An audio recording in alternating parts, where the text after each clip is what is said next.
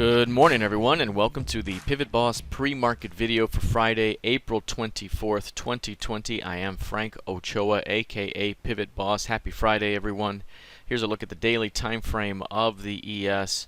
Obviously we've had a pretty significant bounce from the March lows, and what we've seen is the development of kind of a channeling behavior here where this thing has channeled higher.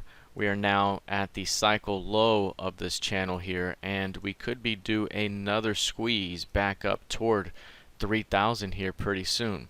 Now in the previous session we had a bit of a failed high. Let's bring that up in a higher view here. What you see is a little bit of a rejection in the previous session here at the previous high.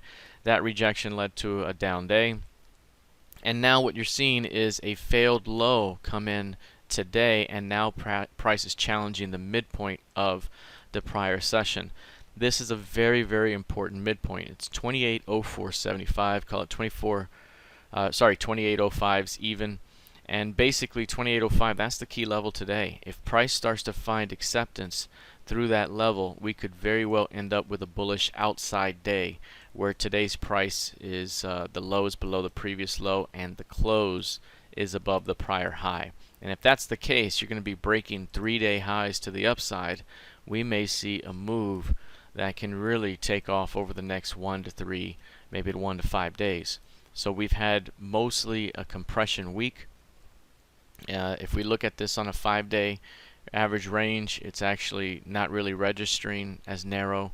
It is narrow, but not quite a signal, because it is perhaps 2 weeks of sideways action. So if we go back here and make this a 10-day look back here, let's go ahead and bring this indicator up.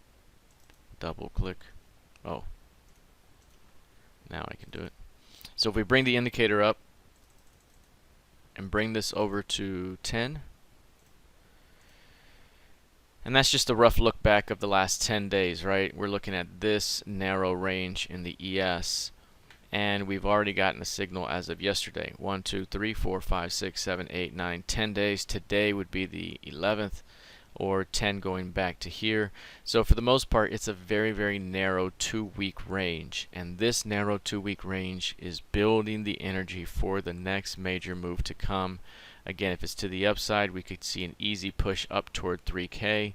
If not, we could be looking at perhaps a rotation back toward 2400 and this recent support.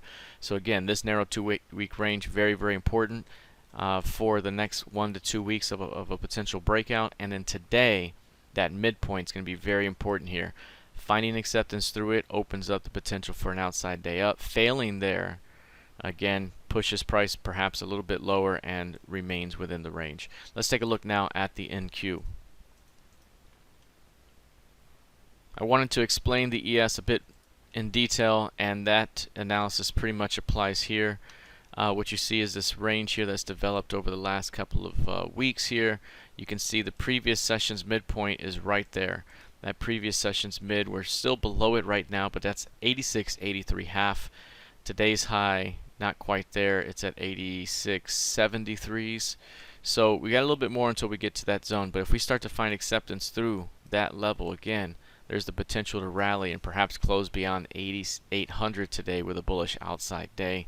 A failure at that mid could turn price back down, and again, we're inside this range that's developing here over the last 8 days or so, 9 days. Not quite a compression on the 10-day look back, but if we were to drop that to say 8 or 9 days, it may start to show some signs of compression. So let's do that. Let's drop this down to 8. 1, 2, 3, 4, 5, 6, 7, 8 days, and there it is right there, compression. So for the most part, both of these markets have been mostly range bound over the last 2 weeks.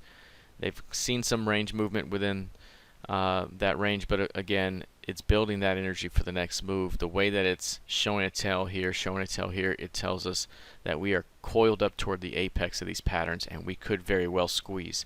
The last bit of information here is that we are still showing bullish signs in that PIMA trigger zone right there, right? So the bullish PIMA trigger zone, this thing is going up. you pull back to right here below that 8-period average, and you tend to squeeze. We're seeing it again. If we squeeze out of here again, we could be headed to 9K and likely well beyond it. All right, let's take a look now at crude oil. This one right now trading higher by 4%. We talked a couple of days ago after this wild day down to 6.5. This day here we mentioned that if price can close the day bullish, we will have a bullish extreme reversal pattern that would likely slingshot price back to 18 to 19.